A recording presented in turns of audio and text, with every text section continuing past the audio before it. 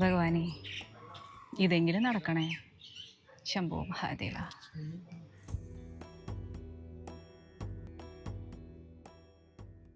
Hello, ഒരു minute. ആ എന്തേ? ഈ ഗോപിയുടെ വീട് അറിയോ? ഏത് ഗോപിന്? ഈ ഭാഗത്ത് 2 ഗോപിമാരുണ്ടേ. എൻ്റെ അഡ്രസ്സ് ഉണ്ട്, ഞാൻ കാണിച്ചു തരാം. നോക്കിയേ, ഇതാണ് അഡ്രസ്സ്. ഒരു മിനിറ്റ് കന്നഡ വയ്ക്കണേ, വായിക്കണേ.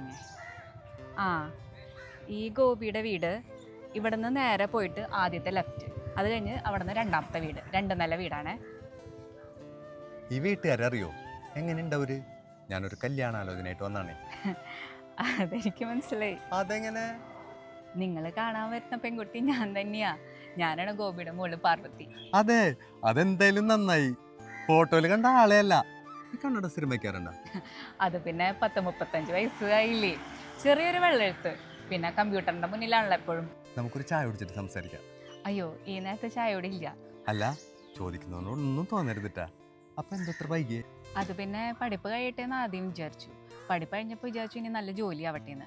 ജോലി കിട്ടി സെറ്റപ്പ് ആയപ്പോൾ വിചാരിച്ചു ഇനി വീടൊക്കെ ഒന്ന് പുതുക്കി പണിത് സെറ്റാവാന്ന്.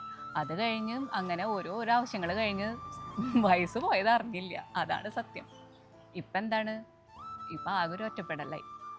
അപ്പോൾ പിന്നെ അച്ഛനമ്മയും പറയുന്നത് കേൾക്കാമെന്ന് വിചാരിച്ചു. അപ്പോഴാണെങ്കിലോ പ്രായവും പോയി. അല്ല, ഇവിടെ എന്താണ് വൈകാൻ കാരണം? ചെറുപ്പത്തിലെ തന്നെ കുടുംബഭാരം മുഴുവൻ എൻ്റെ തലയിലായി. പിന്നെ ഞാൻ ഗൾഫിലായിരുന്നു വർഷങ്ങളോളം, ദുബായിലേ.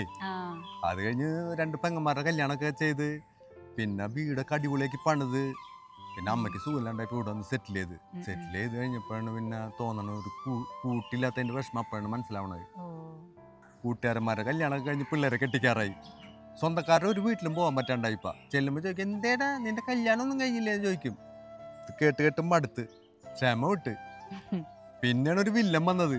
അതെന്താണ്? കല്യാണം മുടക്കി. അതാരാണ്? ചൊവ്വാദോഷം. ജാതകത്തിൽ ഒരു ചൊവ്വാദോഷം ഉണ്ടായിരുന്നു. അത് കാരണം ഒരു കല്യാണവും നടക്കണ്ടായിരുന്നില്ല. ചായ പറ്റൂല എന്നല്ലേ പറഞ്ഞത്? നമുക്കൊരു ഐസ്ക്രീം കഴിച്ചിരുന്ന് സംസാരിച്ചാലോ? അയ്യോ, ഐസ്ക്രീം എനിക്ക് ഒട്ടും പറ്റില്ല. ടോൺസിലൈറ്റിസ് ഉണ്ടേ. തണുപ്പൊട്ടും അടുത്തൂടെ ചെന്നൂടാ. ടൂർ പോകാൻ താല്പര്യമുണ്ടാ? ആ, ടൂറൊക്കെ പോകാൻ ഇഷ്ടമാണ്. അമ്പലങ്ങളിലൊക്കെ പോകാൻ ഭയങ്കര ഇഷ്ടമാണ്. തണുപ്പുള്ള സ്ഥലങ്ങളൊന്നും പറ്റില്ല കേട്ടാ. ശ്വാസം മുട്ടിന്റെ സുഖണ്ടേ. അതൊന്നും ഒരു വിഷയമല്ല. എന്നാ ഞാൻ എൻ്റെ വീട്ടുകാരെ കൊണ്ട് വരട്ടെ? അത് കാരണന്മാരെ തീരുമാനിക്കട്ടെ. അല്ല, എന്റെ ബയോഡേറ്റ എവിടെ നിന്നാ കിട്ടിയേ? മാച്ച് ആവണ ഒരു ജാതക കുറിപ്പ് കിട്ടിയത് ഇന്റിമേറ്റ് മാട്രിമോണിന്നാ.